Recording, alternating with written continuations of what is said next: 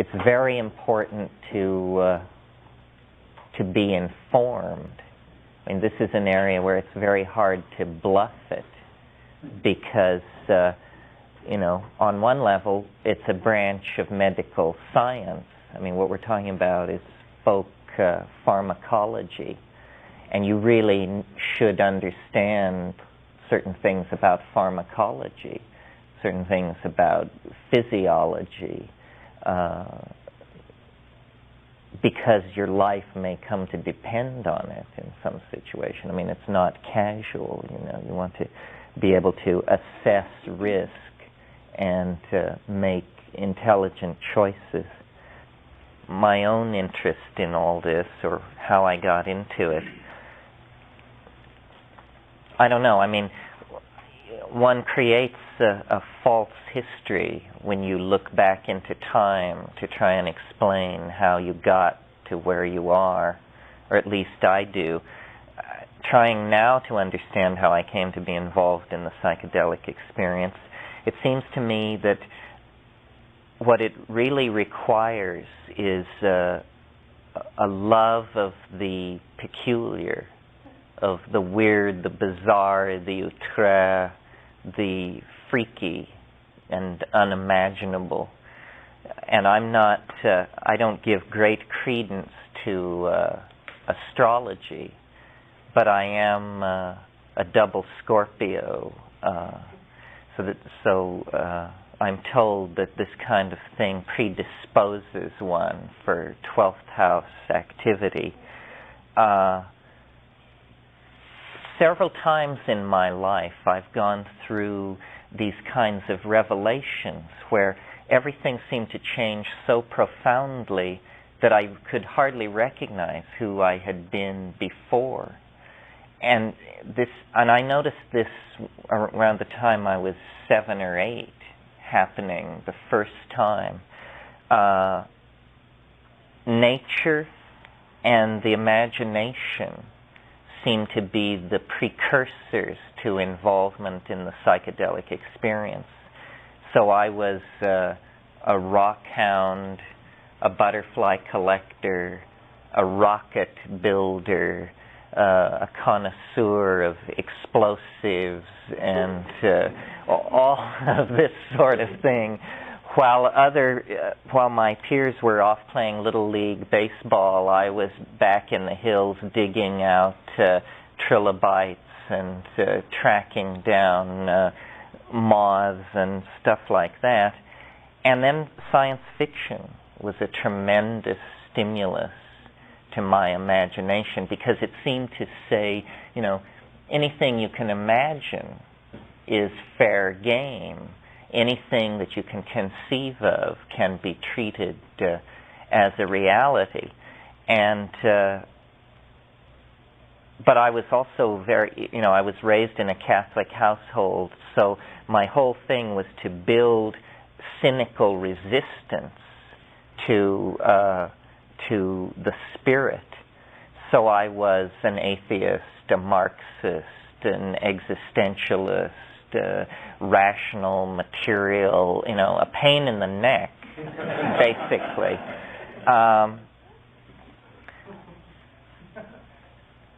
And in all of that, somehow I began reading Aldous Huxley, the social novels, Antic Hay, Chrome Yellow, these comedies of manners of British academic society. I was like 12 or something, but I always drove myself to read really beyond my level. Well, this led me to The Doors of Perception, which I had read Brave New World. Brave New World is an anti-drug dystopia, a nightmarish world of plastic, never-grow-old people who take tranquilizers every time there's a hint of any deep emotion or any kind of anxiety. They just, the motto was a gram is better than a dam.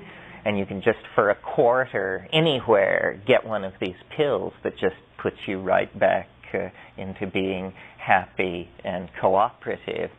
And so Huxley who was, a very concerned person, very interested in the fate of 20th century society, went from this dystopic vision of drugs to the doors of perception and heaven and hell, in which he describes experiments with mescaline that essentially totally turned him around and convinced him that these medieval mystics that he was so fond of, Meister Eckhart and San Juan de la Cruz and so forth, were actually describing the same reality that he was, and William Blake, that he was getting into.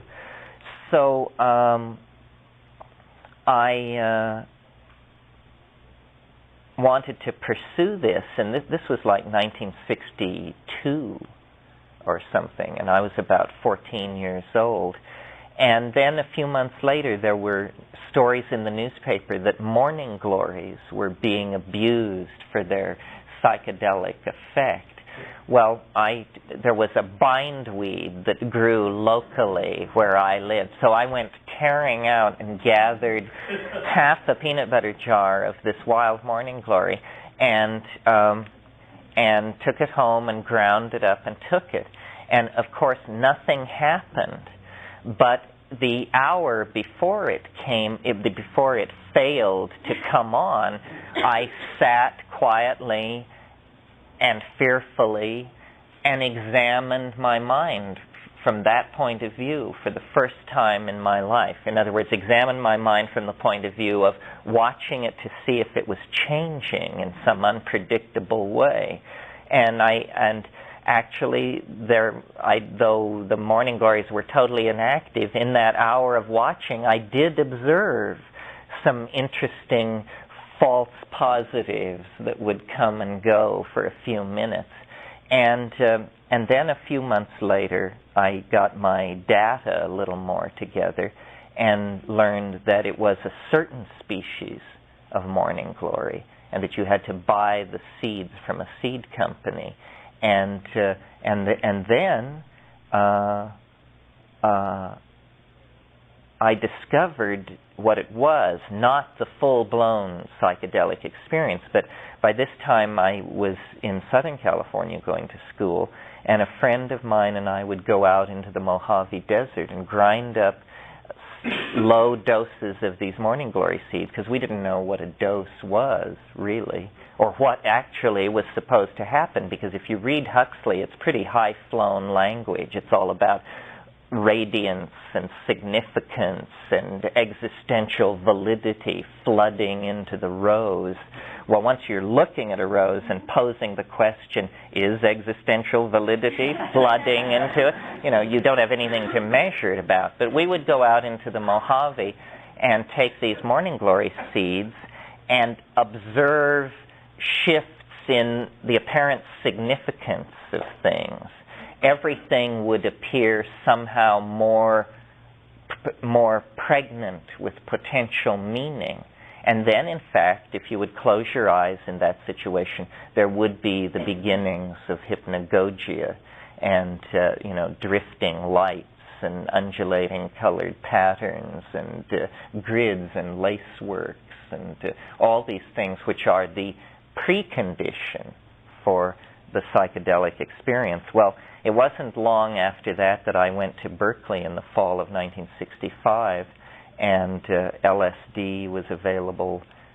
A few months later, DMT was available, and I was just stunned and have never lost that sense of profound astonishment that such things could exist.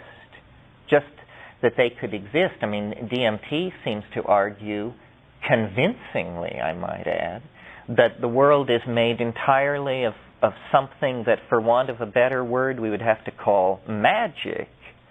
That, things are not what they appear, not at all what they appear, and that what we call reality is just some kind of utterly provisional construct that, if leaned upon too hard, can just fly to pieces before your startled eyes. Well, then the question is, what are the implications of this, what lies behind it, so forth and so on. So I, as most people do, or would, I think, looked to tradition for some kind of guidance about what this was, and read Jung and read Mircea Eliade and saw, parallels, but not a clear congruency, and saw in the iconography of Tibetan Buddhism seemed to me to bear certain kinds of parallels to the hallucinations that I had by that time glimpsed in LSD states. And so studied the Tibetan language, went to Asia, learned that the iconography of Tibetan Buddhism is a rip from the pre-Buddhist shamanism of Tibet, which has been there since the Stone Age. Buddhism only entered Tibet in the 7th century with Padmasambhava, and all the iconography was taken from the autochthonous indigenous shamanism that was there. But I didn't find in these yogins and lamas and geshes what I was looking for, which was direct experience of these realities. I mean, Tibetan Mahayana seemed tremendously sophisticated in its analysis of states of mind, but operationally it was not coming anywhere close to what these psychedelics were able to deliver. Well, because I was fortunate enough to have wise and well-read friends, I knew that this tradition was alive in the Amazon. And so when I finished in Asia, and I went from Nepal to India, throughout Malaysia, Thailand, Indonesia, ostensibly making my living as a professional butterfly collector, but also using that as an excuse to go to these extremely rural and tribal situations and observe what was going on. And I concluded that it was far in the past or far removed, that it was something that had retreated to the status of a myth in most cultures. And then in late 1970, I went to the Amazon, and very quickly, through using mushrooms, through using ayahuasca, learned that there it is accessed, and the traditions are alive, and the attitudes were simpatico with my own, that there were not lineages. You didn't have to pledge eternal fealty to some character, that they were exploratory in their approach. They were open-minded. Everybody admitted that nobody knew what was going on with it, that yes, they could cure, yes, they could balance their societies and act as paradigms of behavior to other members of their tribe. But what they really liked to do, these shamans, was get together and puzzle over what the hell it is and how can it be, I mean, they were like scientists. They were like explorers. They didn't have a myth that encompassed it. They were technicians of myth, which they presented back to their societies. And this is something that it's very important to realize about shamanism as it is being packaged and sold in this society, that a shaman is primarily a theatrical entertainer, but they're not putting on the show for themselves.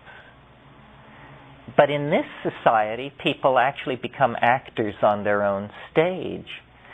The shamans do not believe, I maintain from spending time with them, shamans do not believe in the powers of magic words, crystals, healing darts, and so forth and so on. They manipulate these things the way a stage magician manipulates rabbits, hats, saws, and boxes with women inside them. They understand what it's for and how it works, and these things are manipulated to create an effect on other people.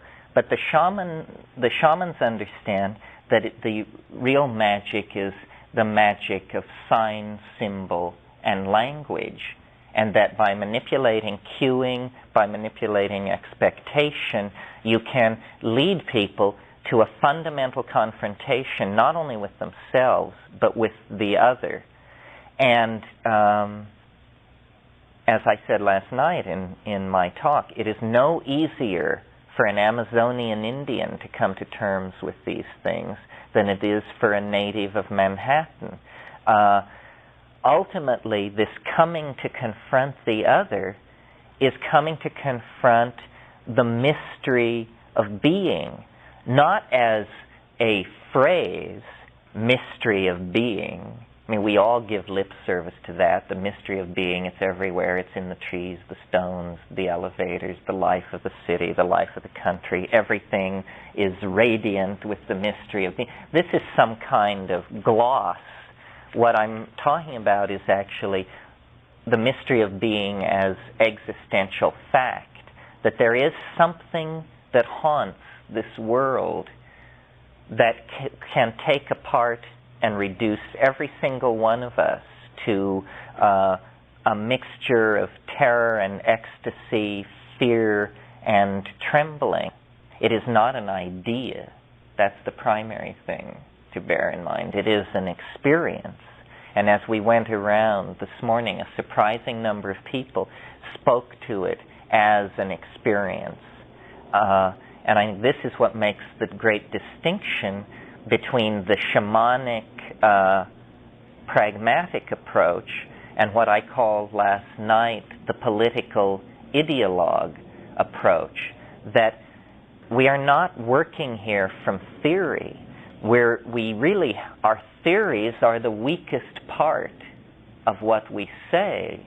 What we're working from is the fact of an experience which we need to make sense of.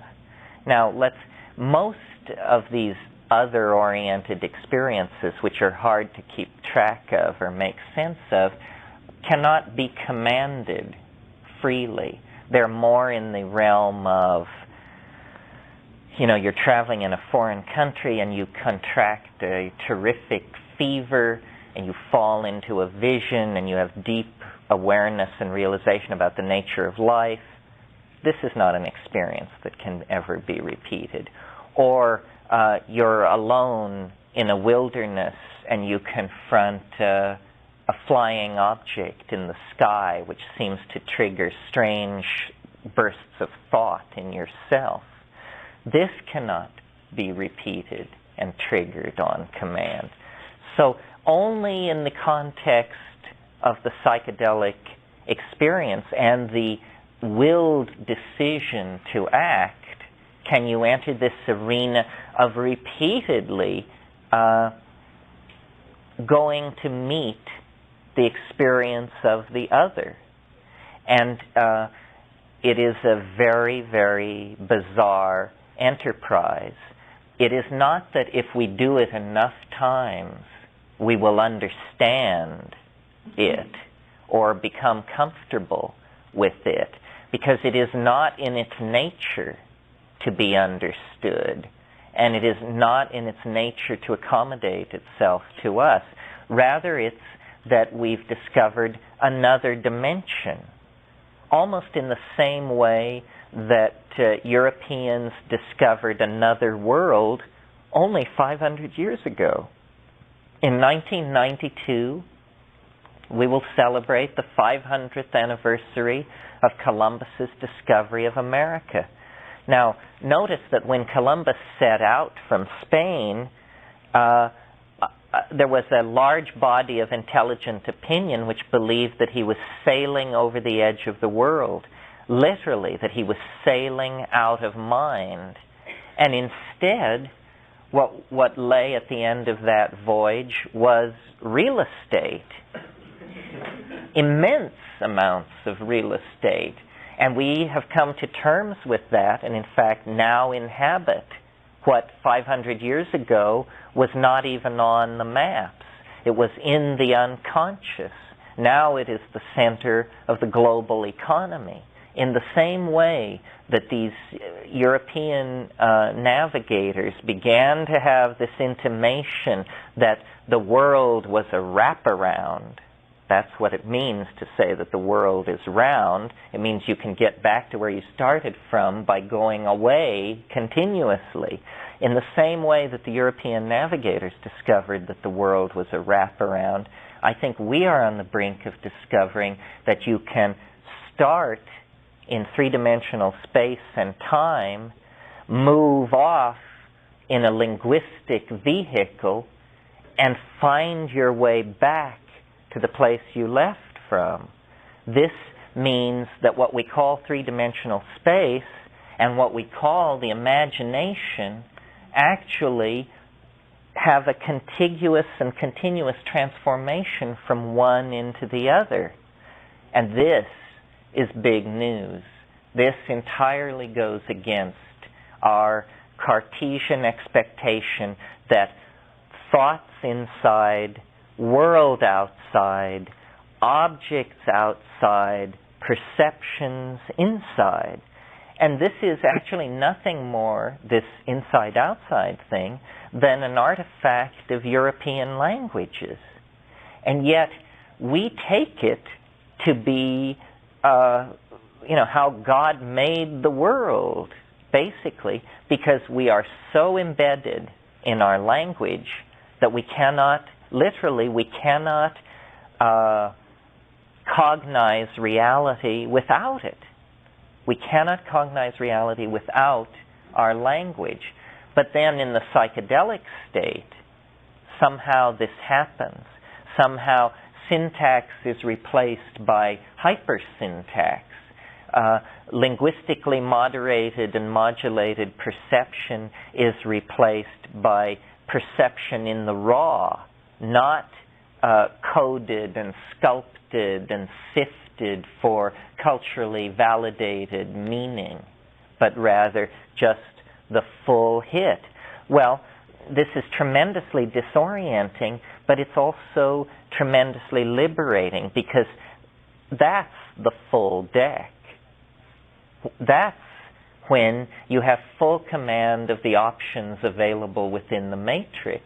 If you play the cultural game, it's like playing only with clubs or something, or playing only with the red marked cards.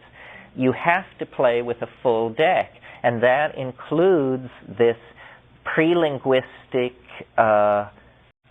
surround in which we are embedded. Now, why is it so emotionally charged for us?